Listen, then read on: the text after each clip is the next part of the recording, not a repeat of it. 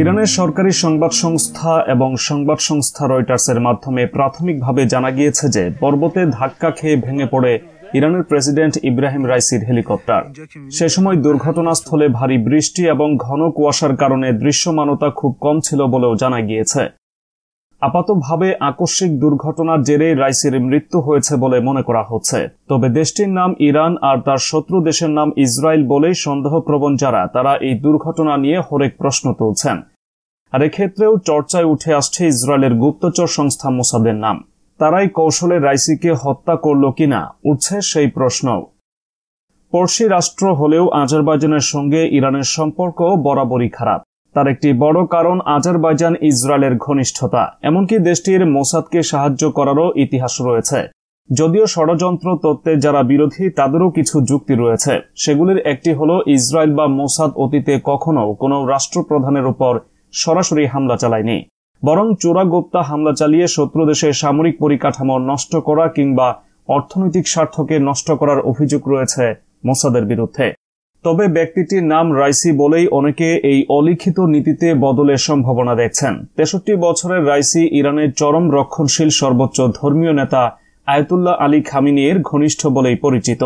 খামিনির উত্তরসূরি হিসাবে একাধিকবার তার নাম উঠে এসেছে, অর্থাৎ খামিনির পর ইরানের সর্বোচ্চ নেতা হতে যাচ্ছিলেন তিনি। মূলত তার নেতৃত্বে ইসরায়েল ও পশ্চিমাদের আধিপত্যকে চ্যালেঞ্জ জানিয়ে উত্তপ্ত মধ্যপ্রাচ্যে আধিপত্য ধরে রেখেছে ইরান। ক্রমাগত নিষেধাজ্ঞা, বয়কট এবং কোনো হুমকিও টলাতে পারেনি তেহরানকে। বিশ্বে ইরানকে চালকের আসনে বসাতে অন্যতম গুরুত্বপূর্ণ ভূমিকা ছিল ইব্রাহিম রাইসির। নানা কূটকৌশলের মাধ্যমে মধ্যপ্রাচ্যে ক্ষমতার ভারসাম্য বাগে রাখতে দেখিয়েছেন মুন্সিয়ানা। তার আকস্মিক মৃত্যুতে প্রশ্ন উঠেছে, তবে এই অঞ্চলে কি প্রভাব অব্যাহত থাকবে, আর তার মৃত্যুতে কতটা চাপে পড়ল তেহরান? মার্কিন কেন্দ্রিক বিশ্ব ব্যবস্থাকে ভেঙে গুড়িয়ে দিয়ে ইরানকে অন্য উচ্চতায় পৌঁছানো এক প্রতাপের নাম ইব্রাহিম রাইসি। তার নেতৃত্বে যখন বিশ্ব পরিস্থিতি আমূল পাল্টে দেওয়ার মতো অবস্থা সৃষ্টি করছে তেহরান, তখনই আকস্মিক মৃত্যু হল ইরানি প্রেসিডেন্টের। এতে তার মৃত্যুর পর উঠেছে নানা প্রশ্ন। মূলত ইরানকে পঙ্গু করতে নিষেধাজ্ঞার খেলায় মেতে আছে যুক্তরাষ্ট্র সহ পশ্চিমা জোট। 4 দশকেরও বেশি সময় ধরে নিষেধাজ্ঞার ভেতরেই বসবাস করছে তেহরান। তবে পশ্চিমাদের রক্তচক্ষুকে উপেক্ষা করেই মধ্যপ্রাচ্যের অন্যতম শক্তিধর হিসেবে প্রতিষ্ঠিত তেহরান। শুধু তাই নয়, দীর্ঘদিন ধরে ইসরায়েলের সঙ্গে বৈরী সম্পর্ক দেশটির। তেহরানকে দমাতে কম ফন্দি আটেনি তেল আবিবও। বিশেষ করে ইরানি ভূখণ্ডে সাম্প্রতিক হামলা তারই প্রমাণ। বছরের পর বছর ধরে রাইসি সরকার বিভিন্ন আন্তর্জাতিক চ্যালেঞ্জের মুখোমুখি হয়।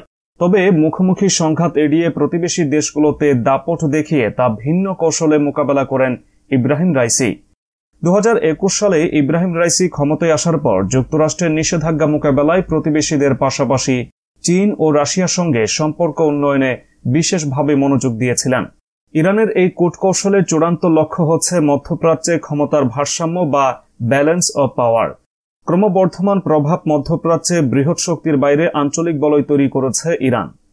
দ্বিতীয় বিশ্বযুদ্ধের পর ইরানের পশ্চিমমুখী নীতির কারণে নানান চড়াই উতরাই পার করে। তবে ইসলামী বিপ্লবের পরেও বেইজিং তেহরান সম্পর্কে কোনো নাটকীয় পরিবর্তন দেখা যায়নি।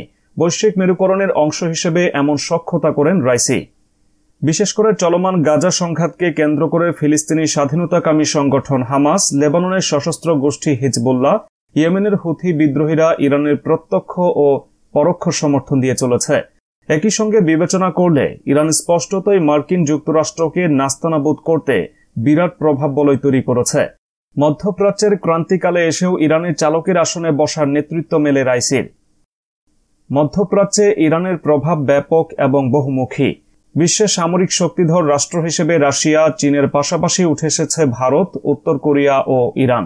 দ্বিতীয় বিশ্বযুদ্ধের পর ইরানের মতো সমকক্ষ শক্তিধর রাষ্ট্রের সঙ্গে যুদ্ধের অভিজ্ঞতা যুক্তরাষ্ট্রের নেই। ইরান সামরিক শক্তির পাশাপাশি অর্থনীতিতেও অন্যতম বড় নিয়ামক। ইরানের অর্থনীতিতে তেল এবং গ্যাসের রফতানি একটি গুরুত্বপূর্ণ ভূমিকা পালন করে। এসবের চেয়েও গুরুত্বপূর্ণ ইরানের নিষিদ্ধ পারমাণবিক অস্ত্র সম্পর্কিত সমৃদ্ধকরণ কর্মসূচি দ্রুত এগিয়ে চলছে। নিষেধাজ্ঞা, বয়কট এবং কোনো হুমকি টলাতে পারেনি তেহরানকে। ইরান, চীন ও রাশিয়া কেন্দ্রিক মধ্যপ্রাচ্যে যে বলয় সৃষ্টি হয়েছে, মধ্যপ্রাচ্যের ভূরাজনৈতিক সমীকরণে তা গুরুত্বপূর্ণ প্রভাবক হয়ে কাজ করছে ইরান। ইসরায়েল যে কার্যকরভাবে 3টি ফ্রন্টে লড়াই করছে, গাজা হামাসের বিরুদ্ধে, লেবানন সীমান্তে ইরানের মিত্র হিজবুল্লাহর বিরুদ্ধে উত্তপ্ত সংঘাতে এবং সরাসরি ইরানের বিরুদ্ধে। পরিস্থিতি যাই হোক, সৌদি আরব সহ বাহরাইন, জর্ডান এবং মিশর এই অঞ্চলে ইরানের প্রভাব বলয় স্বল্প মাত্রায় মেনে নিয়েছে, মধ্যপ্রাচ্যের ভূরাজনীতিকে দারুণভাবে প্রভাবিত করে। গেল বছরের শুরুতে সৌদি আরব ইরানের মধ্যে কূটনৈতিক সম্পর্ক পুনঃপ্রতিষ্ঠার চুক্তির মধ্য দিয়ে মধ্যপ্রাচ্যের রাজনীতিতে নতুন যুগের সূচনা করে তেহরান।